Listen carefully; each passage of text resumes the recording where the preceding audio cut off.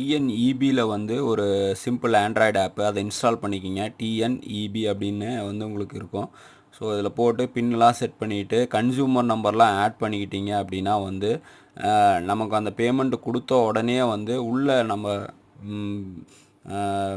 நம்மளோட சர்வீஸ்லாம் வந்து எப்போ டியூ டேட்டு எப்போ பில் பேமெண்ட் பண்ணோம் எவ்வளோ அமௌண்ட்டு அதெல்லாம் காட்டும்.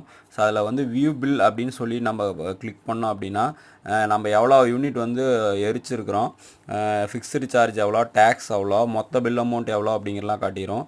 கீழே வந்து சூஸ் பேமெண்ட் அப்படின்னு சொல்லிட்டு ஒரு ஆப்ஷன் இருக்கும். அதை கொடுத்து யூபிஐ கொடுத்தீங்க அப்படின்னா வந்து நம்மளோட யூபிஐ இன்ஸ்டால் பண்ண யூபிஐ எல்லாமே ஆப்ஷன்லாம் காட்டும்.